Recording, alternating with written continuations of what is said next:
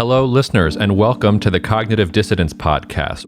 As usual, I'm your host. I'm Jacob Shapiro. I'm the founder and chief strategist of Perch Perspectives and the director of geopolitical analysis at Cognitive Investments. Joining me on the podcast for the second time is Chase Taylor. Chase is macro strategist, i.e. the wizard behind the curtains at Pinecone Macro Research.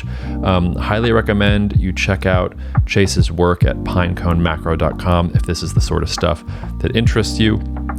Thanks, Chase, for coming on. We had a great conversation. We recorded this Friday, April 15th at about 2 p.m. in the afternoon Central Time here in New Orleans. So I think it'll be a week or two probably before this comes out. So if some crazy things happen between now and then, that's what's up. But I still think Chase has been incredibly prescient so far since I've known him and have followed some of his research. And well, let's hope he's not prescient about some of the things he talked about in this podcast, because some of them are fairly pessimistic, but others are good. So cheers, Chase. Thanks, listeners. As always, we appreciate you and welcome your feedback, comments, ratings, all that kind of good stuff. Share us with your friends if you think we're doing a good job.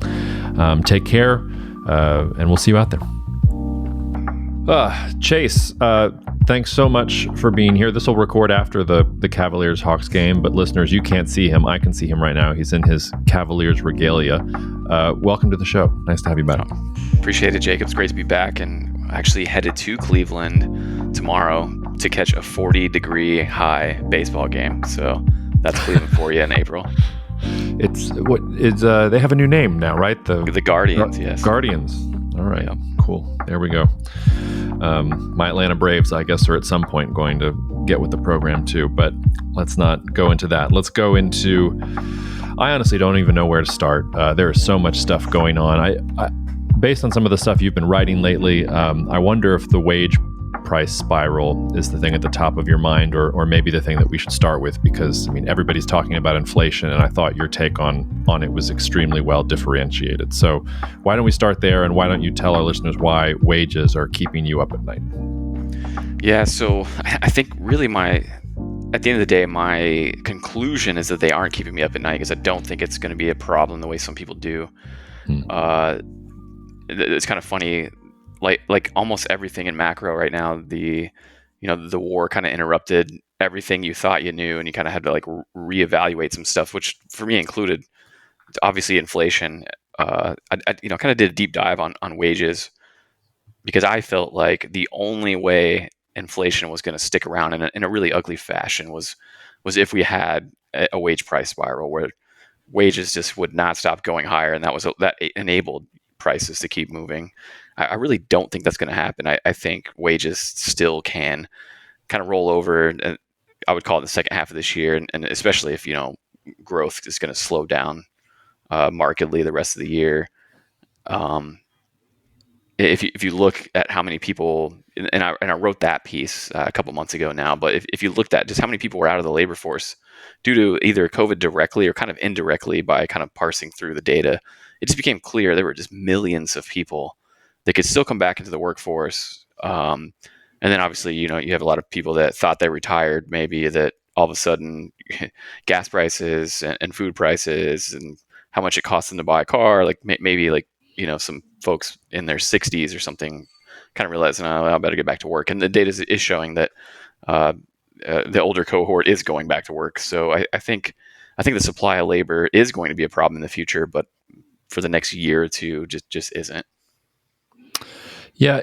Am I right in thinking that, it's great to be Gen Z. It seems like they're getting all the benefits of this. And maybe this is just my bitter, like geriatric millennial self talking, because I remember when I had to work for $200 a month as an intern, like post 2008 financial crisis. But it seems like Gen Z is good. And like, there's going to be a lot of opportunity for them in terms of jobs. And it's almost like they're going to get their own little boom period there.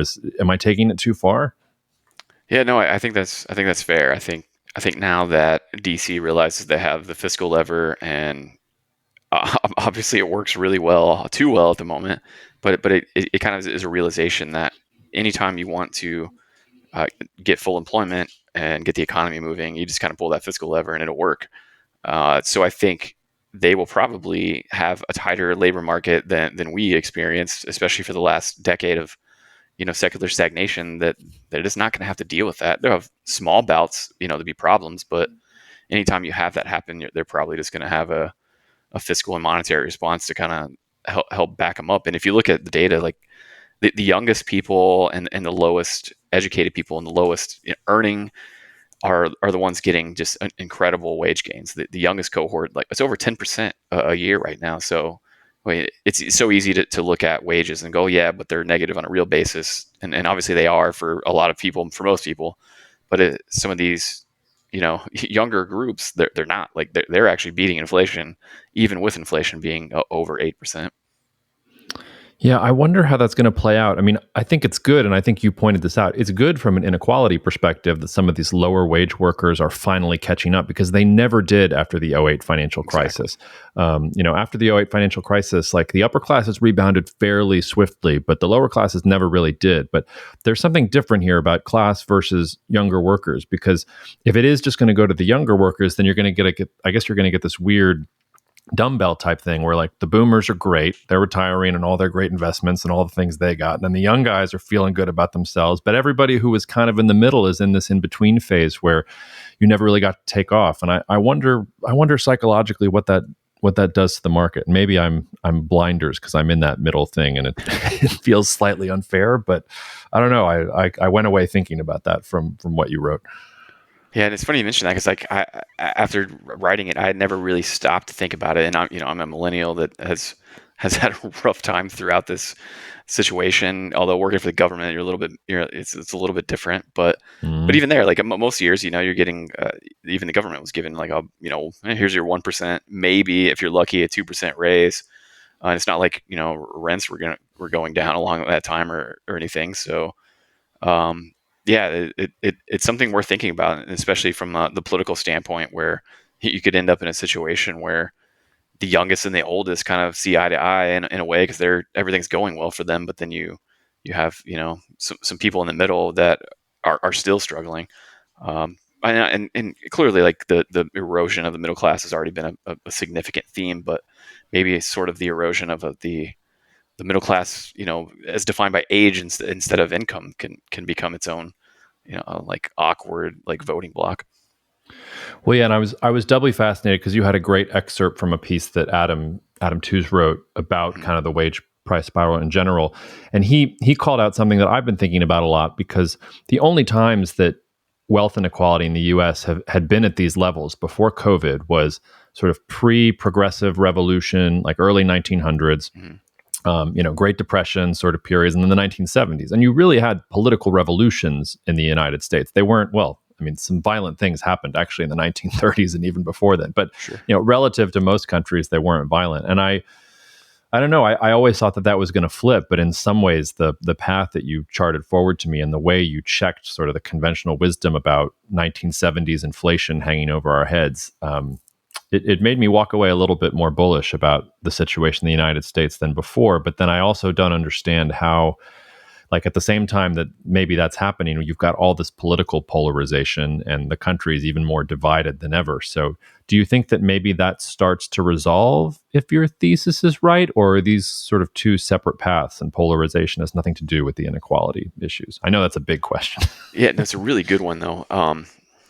So I find this really interesting, and I don't think I have like a great grasp of it or like a really good answer. But I think what we all do is just assume that inequality is essentially what drives this polarization, and I think we all kind of blindly just assume that. And I know I have, and I've always kind of looked at it as, okay, well, if we just kind of fix that, just pull the lever there and fix that inequality problem, like everyone will just chill out and everyone will like each other again, and we don't have to vote for crazy people. It'll be great. But I mean, if you look at how bad the divisions are between like urban and rural, like maybe if you just give urban and rural people all a great raise, they still don't understand each other, still don't like each other, and they still vote for their own version of crazy to try to stop each other. So I hope that is like a magic fix, and I hope we continue to kind of close that gap. I think it's very possible to close that gap, but I do worry that maybe it's not the magic kind of formula to get rid of the polarization. And obviously, the role that social media plays, and the internet plays, all these kind of like amplifying network effects and everything, like that makes it scary. It makes you wonder, like, again, like if you just give people money, like if it just makes everything go away, maybe it won't. And I think in the past it kind of did. Like if as long as everyone had a decent job and they could take care of their family, like politically they're fine. Maybe identity politics being so extreme now, like people want to win, ideologically. They don't just want to have a few extra bucks and be able to pay their bills. Yeah, and it's funny. I've always been somewhat dismissive of social media as a sort of negative force. I just saw it as, this is another way that human beings communicate. We've come up with new ways to communicate all the time. Why is it that different? But I do think there's something to this idea that folks are being siloed in their own communities and only listening to the things that they agree with. Because like and this is the ironic thing about things like the internet or even television, it was supposed to be this amazing, democratizing, connective phenomenon. And it was for a while. It seemed like for a while, for the first time, we were all experiencing the same things at the same time, and we could talk about them and like engage with them like never before. And the thing that I'm really struck by is that now everybody has their own, and I also think that it's hard to think about how markets are reacting too with this, because it seems like everybody has their own little narrative and their own little place where they go to for information. And even though the same things are happening in the world, they're being interpreted completely differently. And we have no relationship to each other anymore. That's just in the United States itself. It's even more true globally, where arguably it's been even worse. And I don't know. I wonder if that has something to do with the way that markets have been, I don't know, kind of diverging all over the place.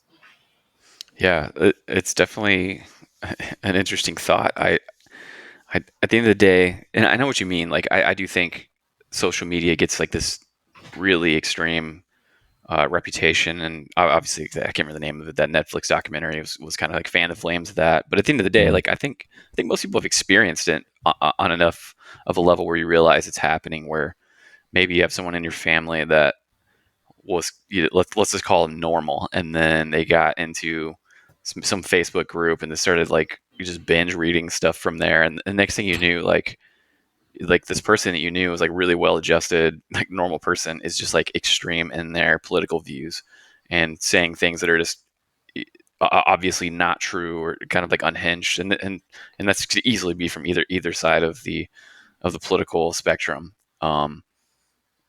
So I do think it is real. I've experienced it myself. Like I remember like when I was in college, I was a bit of a political like firebrand activist type, and I was just the king of only like consuming the things that I agreed with, or finding weak arguments to poke holes through or something at most.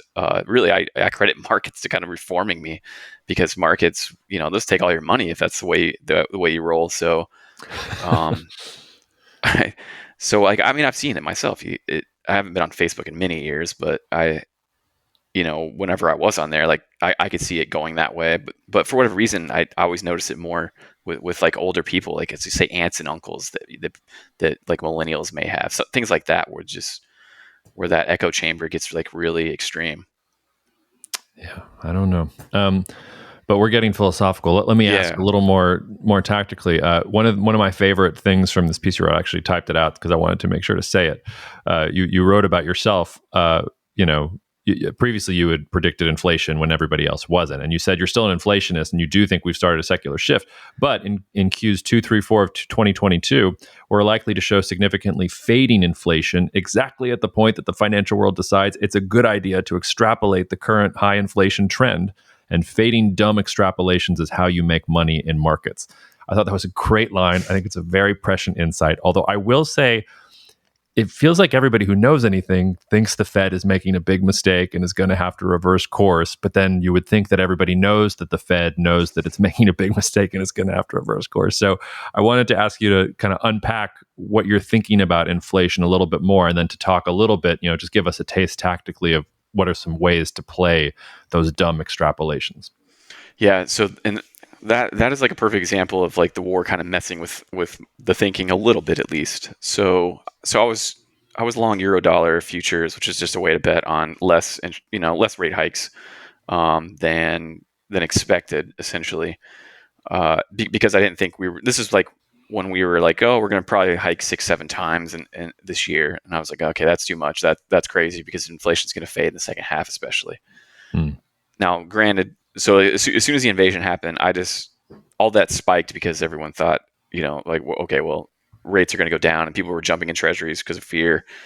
I just used that opportunity just to completely get out, and I actually stayed out of that trade until it was either last week or the week before I started to get back in, because yes, like obviously energy and food inflation are probably going to be significantly stickier than they would have been, but also like that energy and food inflation is going to slow growth, which is in a sense kind of self-regulating. So I do still think inflation can, I'll say, move lower especially in the second half of the year, more so than people expect, and especially than I think the Fed currently expects. If you look back, if you just go back 1 year and look at all the prominent, famous, let's call them economists, including the people at the Fed and what they were projecting for inflation, or go back 1 year, 2 years, 18 months, however you want to. I mean, none of them saw this coming. Like this outside of a couple folks, like no one really saw this coming, especially the Fed. To me, it was painfully obviously coming. But like I wrote in the piece, like now everyone's just extrapolating. Oh, like, well, it's here forever. Like, but that's not how these things work. I mean, if you look at, okay, well, why did we have the inflation? Most of those reasons are kind of fading away, I think. Obviously, that giant fiscal impulse is over. All the money that folks got and saved up during that time is over. Now people are putting money, or putting purchases back on the credit card. They're probably not going to want to keep doing that too much. Food and energy and rent is taking a significant chunk of people's paycheck now. And hey, real earnings are negative for most people, like I mentioned earlier. All these things are terrible for growth. So I think growth and inflation both can fade significantly for the rest of the year. And when it comes to like, well, like, what do we do about that? To me, it's simple, and it's mostly kind of the fixed income game. At this point, short end rates are just exploding higher, and I think this is a Fed policy mistake, and they're going to have to kind of backtrack. And it wasn't really only a few months ago I was saying, like, hey, like, no one thinks they can pull off a soft landing, but I do, and now I just don't, because that was when they were saying kind of like 6 rate hikes, no 50 basis point hikes, and since then, we've got that number up to like 9, and now it looks like we might do a 50 basis point hike once or twice, or maybe even more. They're going to go from QE to QT essentially like overnight, and they've already promised that the quantitative tightening would be a lot more aggressive than it was last time. So, I mean, we are hitting the brakes. So the way I see it is we hit the accelerator during the kind of post-COVID like stimulus era. We hit the accelerator way harder than policymakers realized, or economists. And now I think we're hitting the brakes way harder than anyone realizes. So that's why I think you get this reversal in growth and inflation that, again, is going to catch everyone off guard. And one thing I'll add to, it's something I said on Twitter, I don't know, a year and a half ago, was there's going to be a lot of wage pressures, despite the fact that the unemployment rate is not that good. And that's going to like really surprise people. And that happened. Now like unemployment rate's pretty tight, which I actually was able to get a lucky guess and say we'd get under 3% by the end of the year, and we did at 2.9. But now I think you kind of have the opposite problem, where if we have really good, kind of jobs numbers, people are like, ooh, that's really inflationary because labor's getting tight. But the reality is that just means a bunch of people are coming back in the labor market. So if we see that's a great sign that the jobs are going to be, more and more people coming back in the labor market. It's going to ease inflation because it's going to ease wage gains. Although I think we're going to get to a point where labor even has problems because the economy is so weak, which that's going to make it really interesting for the Fed if, say inflation is still 5-6% and all of a sudden there's a lot of layoffs. Like what do they do? Yeah, they're going to have to. And right now, when you have the most dovish people on the Fed as full blown hawks quoting like the most hawkish people in history, like it's pretty clear like there is no doves left. So it's going to take a while to turn that super tanker around whenever they have to go back to being dovish. Yeah, there's no perspective. I can't say that there's no perspective left, because it feels like there's no perspective from them ever, or at least no long-term perspective. But speaking of stuff that changed as a result of the war, let's talk about corn, which you were writing about October 2021. I've been banging on the table about food prices too. Yep. Is that your most successful recommendation ever? And do you think that it was because you got it right, or just because Russia decided to take a bunch of basically a big bazooka to global grain markets? Yeah, so it's definitely not it's not the best call I've made. I think getting coal and natural gas right over the last couple years was definitely more profitable, but corn has worked out great. I still think it can actually go a good bit higher, but I think as part of it was just being right. But most of it, if I'm being honest, like I think is really the war, and weather both. I mean, what weather hasn't cooperated for corn.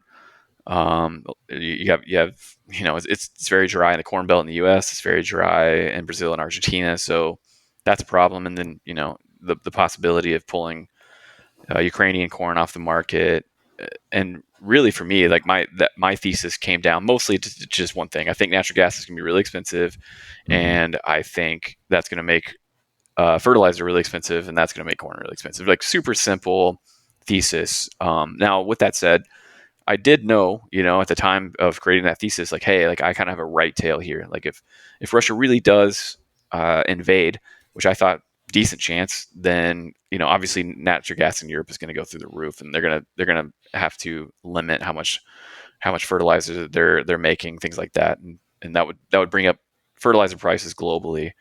That was obvious, but it's not like I was making the trade based on that by any means. Like, so all the money that has come into corn based simply on the invasion, like that, I can't take any credit for that. That's for sure.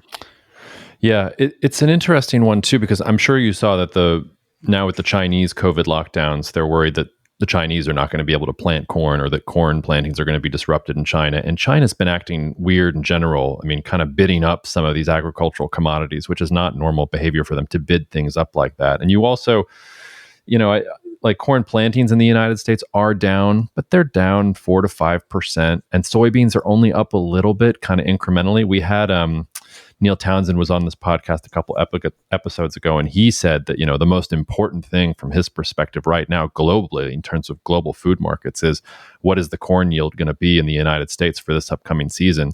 And if it's anything short of last year's record, like kind of global grain markets are in trouble. So all that stuff already scared me. And then Biden's talking about ethanol, and I don't know, I wanted to douse myself in ethanol and light myself on fire. I don't get it. Like, why are we still doing the ethanol thing all these years later? I mean, that's a tough trade-off. Like, do you want cheap energy or cheap food? And yeah, but I didn't get it either. Granted, like it is small. Like it's like 1% of gas stations can even actually hold that stuff. So like, I don't think it's gonna be a big deal, but it is still awkward. I guess maybe it comes down to voters really care about gas prices, and he just needs to be seen as doing something. Yeah. And I was also just saying that to your point, though, about, if China does have disruptions, or if the corn yield in the United States isn't quite what it should be, or if South America continues to be mired in drought, it does feel like there's more legs here to go. It doesn't feel like corn is done kind of on its upward path. Do you feel that way, or are you starting to put the brakes on? So I took a third of my trade off, and I'm long December future. So basically, to capture this year's entire crop was the idea, and a third off for no other reason than, like, whenever I was writing about fertilizer, no one cared, and now, like, I think everyone on my timeline is a fertilizer expert. It's being written about so much. Like the food angle of the war has been, I won't say just well covered. It's been too well covered. Like, people are going back to the extrapolations and like making small numbers too big. People have kind of blown some of it out of proportion, as if there's no storage of any of these grains in the world, as if no one else produces them. Like, it's kind of like a little bit of a overreaction in some ways. Obviously, like, it's worth overreacting to, because it's so important, which is why you've been covering it for a long time. You've been doing a great job with that. But at the same time, I do think some of it's an overreaction. So part of me just wanted to take some profits, just like, I'm such a sentiment driven person. Whenever I see everyone agree on something, it really worries me if I'm in that trade. And on the flip side, if I see everyone agree on something and I look into it and maybe everyone's wrong, that's kind of where I source my trades. So that worried me a little bit, but just still looking at the fundamentals. Now, what the government is showing is they do think that corn there'll be more corn planted this year than soybeans for only the third time in history. So I guess that that is significant, but more soybeans than corn, you mean? No, the opposite. It's almost always more soybeans than corn planted. So this year would be only the third time for more corn than beans. I see. 83, and it was one other that weird year where I was like Jimmy Carter, somebody like sold a bunch to somebody. I can't remember what that was, but it was strange. But it's not by like a lot. And if you look at the predictions for acres planted and for yields, to me, still both are just way too high. I think. Especially yields, like you pull out a decent amount of fertilizer and yields are going to have a problem globally, especially like. So I still think some of those predictions are a little aggressive, and the futures market and the ags they paid a lot of attention to those WASDE reports and they move markets. So if I'm right that they're still kind of overestimating those yields, then price can still move a lot higher. And obviously we always have the kind of right tail of weather if they're not able to have a successful like planting season, or there's weather issues with the harvest, or we have another like freak wind event that takes out a bunch of corn like we had last year, the year before. Like you just never know with that. So there's always that possibility that weather kind of creates its own problems. Yeah, it really resonated with me what you said about how everybody's a food expert or a fertilizer expert, and I'm sort of with you on people overreacting a bit too much, because I mean I started writing about this literally the week after the pandemic. Like you could see that food supply chains weren't doing very well, and that this was going to be a bad time, and that we were kind of already on that 08, 09 trajectory. But it's gotten so bad that even I'm starting to pump the brakes, because I mean this is really in some ways a logistics story. Like yes, there's on paper there might be wheat here or corn here, but it's about how do you get it from point A to point B, and can all these other things work together, and are there substitutes? And right now where we are, there's a couple countries that are screwed. Like Tunisia is screwed. I have no idea what Tunisia is going to do. I love Tunisia. It's one of my favorite countries. I'm really pessimistic about that. These protests in Peru, some of what we're seeing in Pakistan, like the parts of the market that are really dependent, you're starting to see it. The thing that makes me nervous is that, and I won't name names, but there are a lot of experts out there calling for great famines and the whole civilization is going to collapse, all this nonsense. And like, you're right that we are a couple freak storms and maybe a prolonged drought and this, that, or the other thing away from that, but we're not there quite yet. We're kind of on this knife's edge where like, yes, things are bad, and it makes people like me nervous because one, like put another couple bad things in the hopper and they can get bad. And then Philip Tetlock writes about this all the time. The folks who are out there prognosticating doom are the ones who get covered and are the ones who people listen to. And it's just this endless feedback loop. This is only tangentially related, but it's something I've been working on for a while and haven't quite gotten the confidence to pull the trigger on it. But I wondered if you had a view on cotton, kind of mildly related to corn in the sense, major U.S. agricultural commodity prices there are really, really high. And some of that is due to the way cotton futures work. There's kind of a weird infrastructural problem to that. But do you have any thoughts on cotton? Have you been looking at it at all? So I sadly have not traded it much this year, but last year I was long cotton for a good chunk of the year. It was, and honestly, just to be super transparent, it was mostly because I just loved the chart. I mean, it was just beaten down so badly for a long time, and it was kind of like it was making an obvious technical breakout. So I went and did a little bit of homework on it, but not a lot, and a lot of it really comes down to weather in Texas. And whenever you get a lot of, and where I'm from, and I grew up on the Gulf Coast in Texas, and we actually grew a lot of cotton there, and yeah, it makes a big difference when you don't get enough rain down there. So, that part kind of worries me that maybe Texas actually finally gets some rain in the summer, and then it's not as bad as it's kind of getting priced in at this point, because I mean this has gone straight up for the last couple of years now. But outside of that, I haven't done a good enough deep dive into cotton in the last year and a half to have a really firm opinion. I just don't know where supply and demand is well enough at the moment. Yeah, well, if you get any free time, funny joke, take a look at cotton and tell me if my spidey sense about maybe going short is crazy or maybe whether I'm onto something. Let's move on to sort of the big one, which is energy. You're the guy on energy as far as I'm concerned. You've been kind of right every step along the way from my perspective. So, Russia-Ukraine war happened. We threw out all the old assumptions. What do you think is going to happen going forward the next 6 to 12 months? Is this oil 200 a barrel and OPEC can't possibly meet demand? Or do you think that is overwrought? Kind of where are you for the big three hydrocarbons? Yeah, so I think oil really is still just kind of like as bad as it has been at any point. And my bullish thesis going back really a couple of years has been like kind of like the point where this thing kind of gets unhinged is when everyone realizes that OPEC they don't have enough to make this problem go away. And I still think that's true. And the interesting thing is they kind of maintain that they have, X million barrels of capacity left. But if you look at a lot of the quotes that have come out from their oil ministers, like they've made it very clear, I would say for at least 6 months, hey, like this is a problem. Like we need the rest of the world to invest.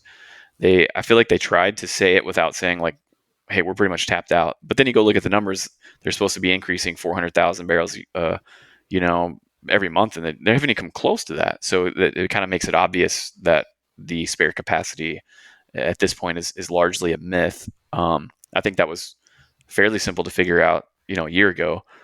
Now, if you go look at just like Saudi Arabia rigs that are out there, like they're super low. Like they just haven't tried that hard yet.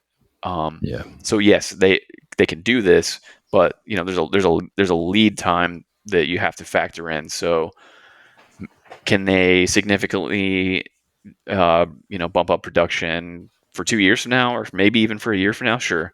Are they going to be producing a bunch more in 3 to 6 months? No. And if the war drags on and Europe gets around to some sort of even half serious oil import ban from Russia, that creates, let's say, 3 million barrels of shut-in production from Russia instead of the kind of one-ish at the moment. Like that is so significant. Now, at the same time, we had this crazy like durable goods binge in the U.S. after the fiscal stimulus, and obviously that created a just monumental amount of demand for diesel. That's going to fade because the economy is going to slow down, and especially for durable goods, because at this point I would hope everyone bought everything they needed, and most of it already got here. So I do think demand can wane a little bit, especially in the U.S. and in the West in general. Just fully on the economy slowing, and the global economy is going to slow because again, food and energy prices, the dollar being really high, like there's just a lot of headwinds for the global economy. So that can slow demand down a little bit. But even if you go back and look at 2008, like oil demand fell by like, I don't know, 2% or something. Like it takes a lot to really knock over oil demand. So I don't think we can count on that being a significant help. We really need, new higher production, and it's just kind of at the moment unclear where that's going to come from. Obviously, it's going to be fading in Russia. OPEC has some, but again, that's kind of far out, and past that, shales. Shale in the U.S. is making a very methodical comeback. But even if they push all the way back up, let's say they find all of the equipment they need and all the workers they need, and they decide, our investors are just going to have to deal with the fact that we're going to put a bunch of money in the ground again. Even if that happens and they're able to get it back up to like 13, and we bring back some Venezuelan and Iranian, like I still don't think it's enough. So I think we are in a kind of a structural undersupply market, and that's probably going to be the case, at least I would think for 3 years. But that doesn't mean we can't have like a recession-induced significant pullback in oil in the next 2-3 years. Like that's possible, but that doesn't mean that the supply and demand kind of structural dynamics got better. It just means financially it got cheaper, because that can happen. I think a lot of kind of oil nerds lose sight of that fact, or even make fun of the fact that like, oh, macro doesn't touch oil. Like, well, of course it does. As far as natural gas, though, I'm a lot more optimistic that we're getting closer. I think obviously the price spikes in Europe and the fear of not having Russian imports this has created a lot of investment. You see, actual governments talking about it. You see, permitting being loosened up throughout Europe, and Europe doesn't have a ton of natural gas to begin with, but they do have some. Like, you look at the UK, like the UK, obviously Norway, like there is some there, and they're getting a lot more aggressive, and they're pumping up production at the moment. But more importantly, they're raising investment. And in the U.S., with $5, $6, $7 gas, like that, I mean, there's a lot of gas in the U.S., so they will go and get it. Really the kind of the governor on the market is just LNG export capacity. You can't just wave a magic wand. Like, those are multi-billion-dollar, multi-year projects. So that is kind of what limits the market from really coming back down in price short term. But I think natural gas is actually relatively close to being at fair value. I don't think it's like, for the last 2 years, to me it was just super clearly wildly undervalued. And now I think it's coming to the point where, like, okay, the price actually starting to make sense to me. I actually got rid of, for the first time in 2 years, over 2 years, I have no natural gas futures left. I still have plenty of equities, but I no futures. Like, it was actually this week. I was like, all right, well, that's good enough for me. I'm done. That's fascinating. So on the oil point, I wanted to ask, one of the surprising things to me has been, I mean, it almost feels like the shale producers in the U.S. don't believe it. Like, they're not going to actually start going for it until they see, that for 2 or 3 years prices are going to be elevated. And they still are behaving like people to me who think that the bottom is going to drop out of this in 6 to 12 months. Do you think that's fair, or do you think that? And you sort of wrote about how the release from the U.S. Strategic Reserve might actually cause them, in a weird way, to be more optimistic about the future. Talk through that point, because I thought that was a really well said point. Yeah, so I kind of agree. I think a lot of it is just investors putting the pressure on them, because all they did was light money on fire for a decade. So, and they really owed their investors, at least a period of time where they stopped putting money in the ground and put it in people's pocket. But now that's what's happening. The cash flow is just unbelievable in the oil sector. So they're going to have more than they know what to do with all over the world, but especially in the U.S. and Canada, and double especially in Canada. But yeah, going back to the Strategic Reserve release. So one of the reasons I don't think we've had that investment lately is, if you go out on the futures curve, everyone's like, oh sure, like, oil's tight now, but again, that going back to, like, everyone just believed OPEC was going to save us. So if you go out, a year, 2, 3, 4, 5 years on the futures curve, and oil gets radically cheap again.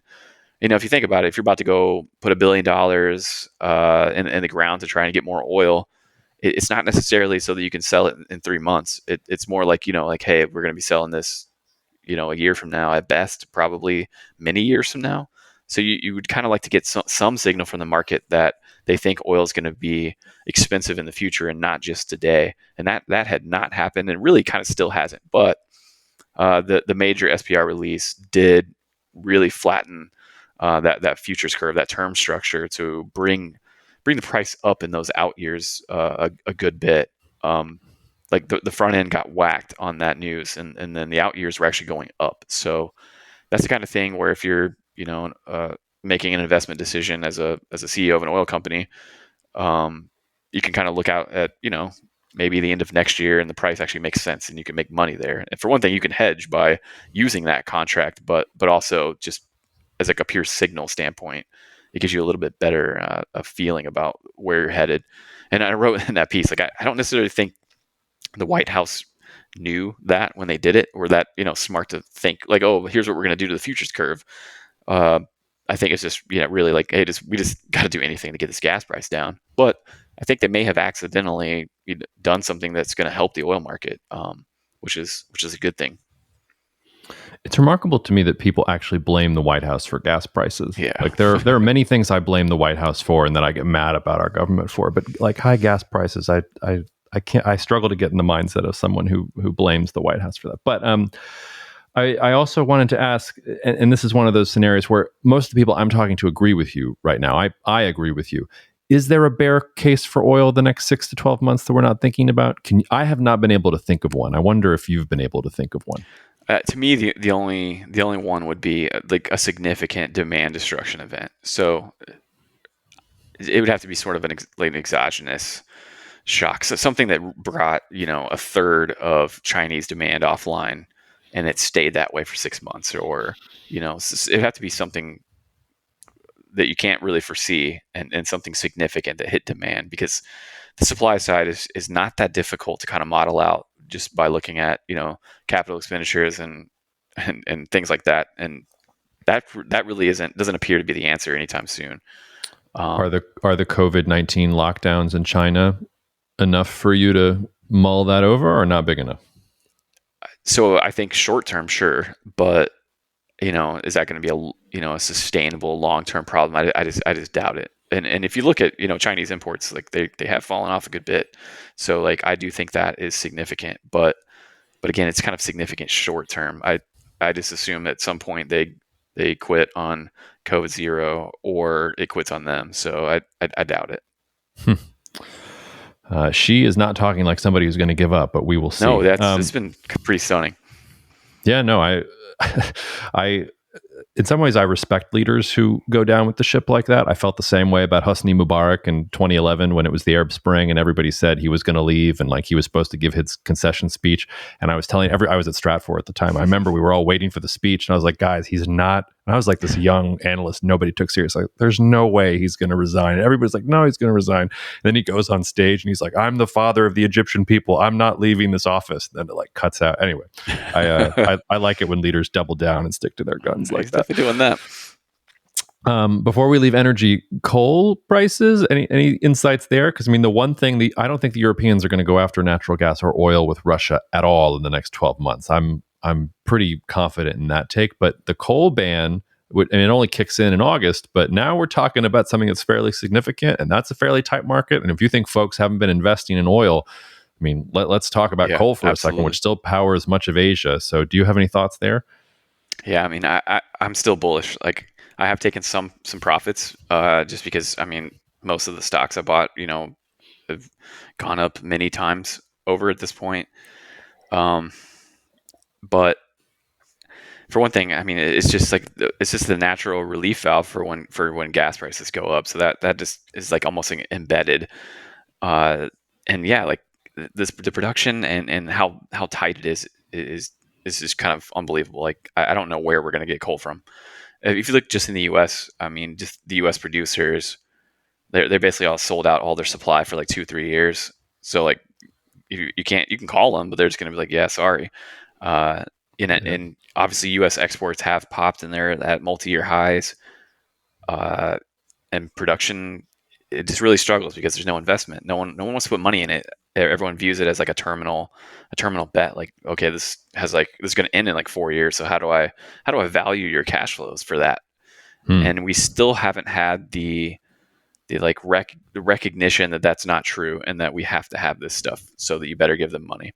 And when it comes to all the fossil fuels, I think really that's kind of what it comes down to, is the lack of investment. And I don't just mean like the company doesn't take some cash flow and reinvest it, or that governments don't help. What I mostly mean is the trillions of dollars of money that's being managed globally, whether that be your neighborhood financial advisor or it's major pensions and sovereign wealth funds and endowments. Like most of that money does not touch fossil fuels anymore, and that's most of the money. So more than half of the world's assets under management won't do it. And when that happens, you get really cheap stocks, and they're structurally cheap because they don't get any flows. Whereas you look at like the S&P 500, it just gets more and more flows all the time. So it's kind of difficult for it to go down. But then you end up with like this price signal where, say again, you're the CEO of pick a fossil fuel in their company, and you look at your stock price and you go, I have no reason to invest money, none. So they don't. And I think that the signaling from very cheap equity is part of the problem. Like they're not going to invest because no one invests in them. And it's really difficult for me to see that changing in coal. One of the things I kind of looked for this year and last year was some significant changes in attitudes towards fossil fuels. And you've seen it a little bit, but not much. And especially for coal, and hey, rightfully so from the environmental standpoint. I guess we've seen a bit of a move in uranium and nuclear in general. This past week we saw Europe's made a little bit of a move. The U.S. kind of, but not really, and then South Korea this week. So that has actually happened, but you still haven't seen anyone really embrace oil and natural gas. Well, natural gas a little bit in Europe, I guess, but globally, especially from the investment standpoint, like seeing a massive like endowment or pension or something, what, we were wrong. We're going to get back in fossil fuels. This was dumb. Like that would be a really big signal to me. And that's the kind of stuff I thought would happen by now, especially after the invasion. And maybe it's happened and I haven't seen it, but I have not seen it. No, I don't think it's happening. I mean, it's weird. It's all kind of virtue signaling about climate stuff. I've cared about climate change for years now, but I mean, we're making the perfect the enemy of the good and using this stuff for political reasons, which is in some ways even worse. Yeah, absolutely. There are really good ways to mitigate CO2, and we just somehow chose to not do any of them and to find some dumb ones. Yeah. I think sort of last thing before I just open it up for us, because the one other thing I had on my list, I sort of went through one of the last things you sent, and I found myself agreeing with you on most things, like long Brazil, long LATAM, short Egypt, definitely. Egypt's a dumpster fire, short India. But I saw you were also short Turkey, and I wanted to talk about that for a hot minute, because it's up. It's up like 20% on the month. The Istanbul Exchange or whatever it is up a third on the year. That's why I'm not anymore. No, you're not anymore. So I actually closed all countries short, which I shouldn't have. I should have kept Egypt on, but I got rid of all of them. But yeah, but go on. Like, it doesn't mean we can't talk about it. Well, no, just curious what your thought process was on being short Turkey, and then kind of what was it? Just it scared you off, or do you think do you have a fundamentally different outlook on it now? Like, talk to me about your thought process there. I'm curious. Sure. So I think this would be fun because I've heard you talk about the currency tricks, the charades there. So all smoke and mirrors, but smoke and mirrors does work. I think so. So I think we have a different perspective there. So I think this could be good. But really the fundamental reason I was short all these countries, and I was short Pakistan for a while, and I should have stayed short Pakistan. It was just people that any country that would be hurt by rising energy and rising dollar. And rising food. So anyone that has to import a lot of food and energy and doesn't have enough dollars laying around, I figure they would get hurt. And we are seeing that. But at the same time, Turkey. So I kind of break the world out in different regions. And in the region that I have Turkey in, which won't make sense to other people, so I won't even say it. But it's just crushing the rest of its competition. Around whether it be Africa or East Med, Middle East, it is just crushing all of them. Their equity market's having a very good year. But going back to the currency thing, another one of the reasons I am bearish, I just don't know how long it takes for it to become a thing, is I do think it's kind of smoke and mirrors. It has like an embedded kind of bomb in it, where what they're essentially saying is, give us your money and we'll guarantee that you won't lose any, and the way that we will guarantee that you won't lose any is we will take it on the fiscal balance sheet. So basically what they're saying is we'll print it.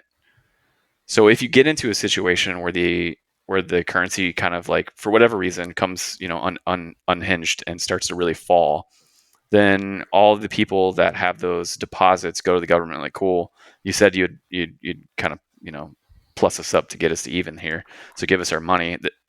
If they held true to that and you're like, okay, yeah, here's your money, they would have to do that with deficit spending, which they can't afford to do. So they'd have to print it. And that becomes a reinforcing loop to me, where the currency goes down and you print money to make people whole. And then that makes the currency go down. And then you print money to make people whole. So that would have to break through saying just kidding to those depositors at some point, or just having a really fun hyperinflation party. Yeah, at CI we've been long Turkey since November, since Erdogan really went crazy about the interest rates and fired the central bank governor and things went badly. And I will say that for me the thesis is more about an overreaction. Rather, I'm not saying that Turkey is like rainbows and chocolates and everything. It's just not quite as bad, I think, as everybody else is saying. The first redemptions for that policy you're talking about with the Turkish lira and guaranteeing those foreign currency and other deposits in the Turkish lira, that happened at the beginning of this month. Price tag was around 800 million for the Turkish government. So I'm with you right there. That's going to be a pretty tough bill. And the currency has barely moved, so that's kind of scary. Well, but hey, like to this point, it's worked. Well, that's the thing, though. So, I mean, that's the first redemption from when they started the policy in January, when there still was movement. So, the interesting thing, and in some ways, the inexplicable thing to me, is that the currency really hasn't moved. It's been stuck between 14 and 15, on the dollar for almost a full month now, and it's been pretty tame.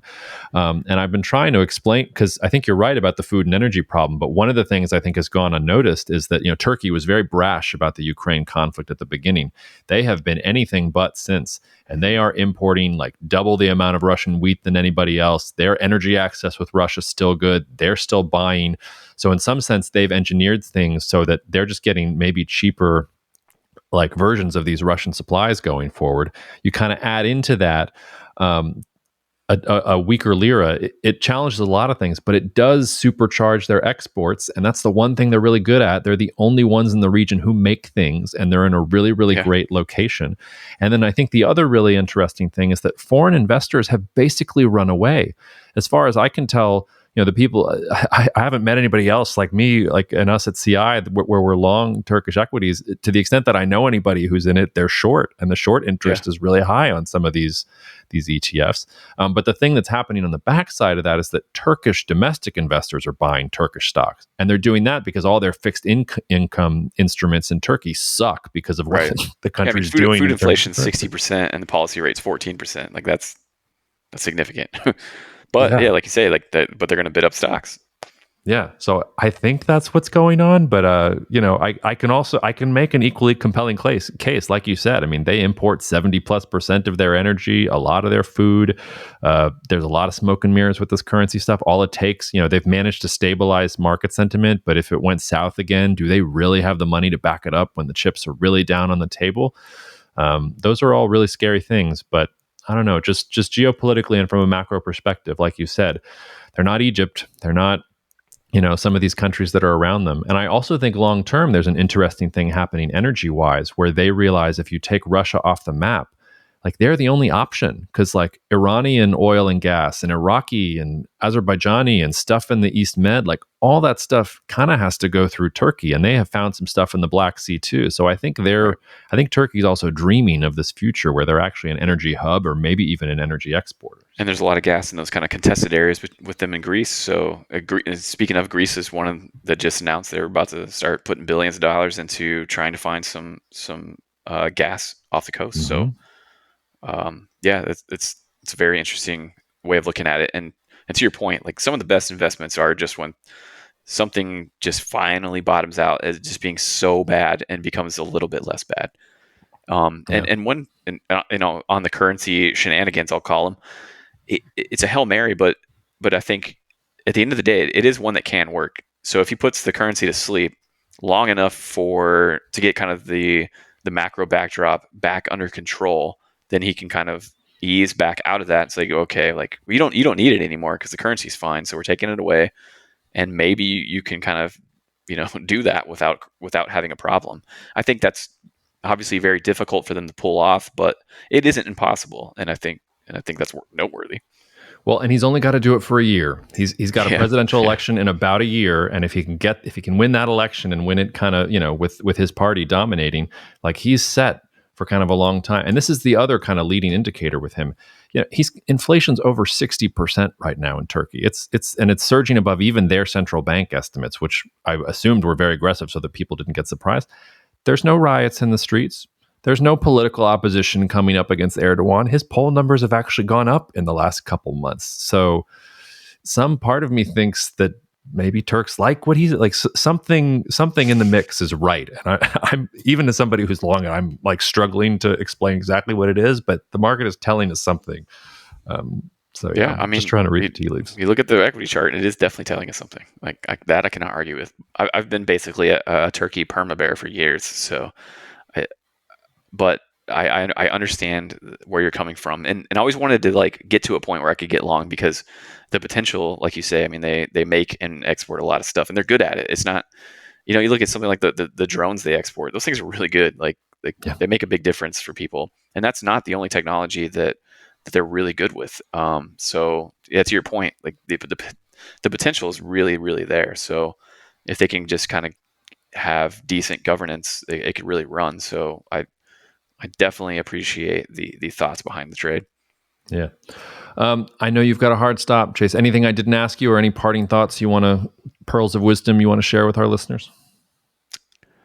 No, like the only thing I can think of is like going back to the inflation thing. I just want to kind of hammer away at it. Like there's going to be a slowdown coming. It's kind of clear that in the U.S. the way to kind of slow things down is to slow down financial conditions, is to tighten them, and the only way they can do that is to engineer problems in the market. And some people kind of refer to this as a Fed call. We're so used to the Fed put, where hey, if stocks go down, the Fed steps in and makes it all better for you. Well, now I think it's to the point where they have to get incrementally more hawkish until they break the market. They need to break the market. It's kind of their mission at this point, so that they can tighten financial conditions, so they actually have a chance of really getting inflation back under control. Because I think it's starting to scare them a little bit. And hey, rightfully so. Like, you don't want expectations to come unhinged. You don't want wages to come unhinged, because that's a really difficult problem to fix. And if you think the Fed's going to break stuff with this tightening or the tightening in 2018, just imagine how much they would break if they had to catch up to 15% inflation again, like the 70s. So from that perspective, I get what they're doing, but I do think they're basically going to throw everything at this right when it was going to start taking care of itself anyway. So I think we're going to have a significant slowdown, and so I think being over your skis in financial assets, in even commodities, it could be, you could be in for a bad ride. I think most investors have had a really good 2 or 3 years, and I think, if you're 100% in all that, like maybe taking a couple pennies, a couple chips off the table, and taking them to the cage, and walking home, like may not be a terrible idea for the rest of 2022, especially in the second half.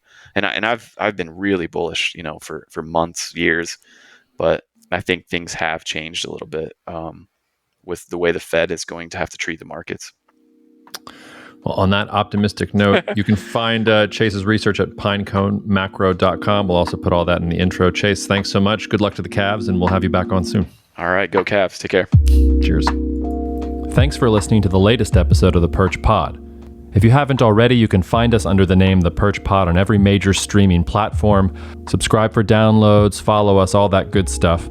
If you have feedback on this episode or on any episode, you can email us at info@perchperspectives.com. I can't promise that we'll reply to every single email that comes in, but I read every single one that comes in, and I love hearing from listeners, so please don't be shy. You can find us on social media. Our Twitter handle is @perchspectives, because we love a good pun. We're also on LinkedIn under Perch Perspectives. Most importantly, please check out our website. It's www.perchperspectives.com. Besides being able to find out more information about the company, the services that we provide, and even to read samples of our work, you can also sign up for our twice-a-week newsletter on the most important political developments in the world. It's free. All you have to do is provide your email address. And even if you don't want to do that, you can read the post for free on our blog. Thanks again for listening. Please spread the word about Perch Perspectives and the Perch Pod, and we'll see you out there.